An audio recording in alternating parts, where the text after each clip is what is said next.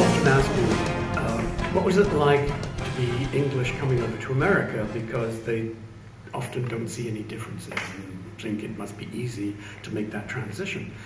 And my experience wasn't really like that.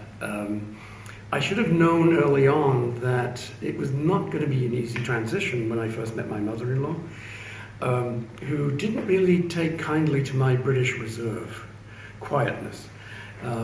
She had this feeling that I might be a spy, and if I wasn't already, then I'd make a really good one, I should be.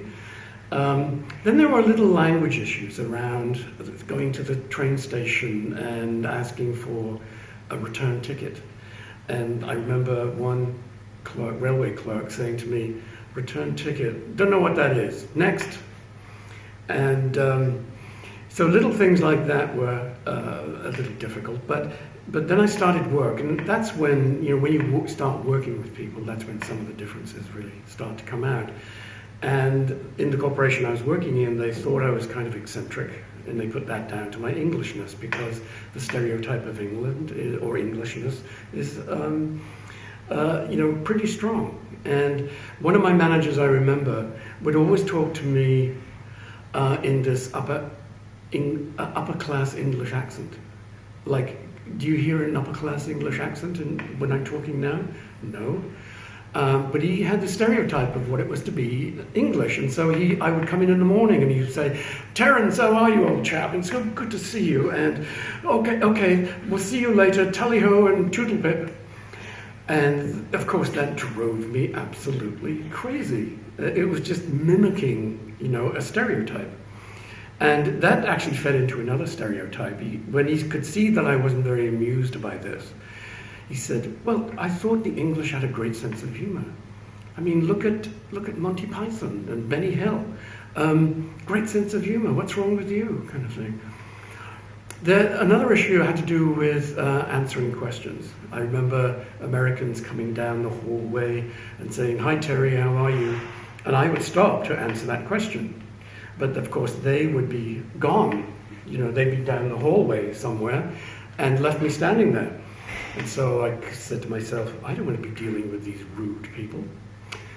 So I would avoid them, as I would avoid the manager who mimicked an English accent. Another issue had to do with the amount of information that I would give to people.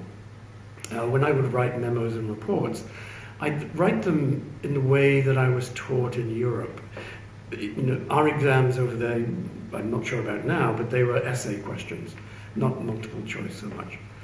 And so I would write my memos and reports. I'd start with this is what this is about, and then here's my research and my evidence, and here's my reasoning and my logic, etc., and then arrive at my conclusion. My American managers hated that. Said, "What's all this stuff? I don't have time to read all of this stuff. Give me your conclusion at the beginning, and then a few bullet points about what you want me to do." One American said to me once, "You've got to realize that Americans are human doings rather than human beings." Another issue that I had at work was meetings. I was used to meetings where people would take their turn in speaking. But of course, when I came to America, the meetings weren't like that. They were very people talking, very rapidly, and often sometimes across each other. And I would be waiting for, my turn to speak.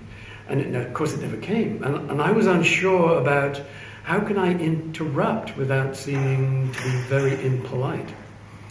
And so one day I knew my manager was looking at me and thinking, Terry had a really good resume, but he doesn't seem to have anything to add. Where are the ideas I expected from him? And so one day I thought, I've got to deal with this.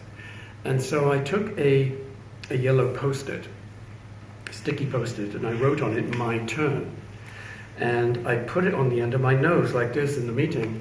Of course, the meeting came to a halt. And it was at that point that it was a breakthrough, actually, because then I could talk about my differences. People were assuming British, American, it's the same thing.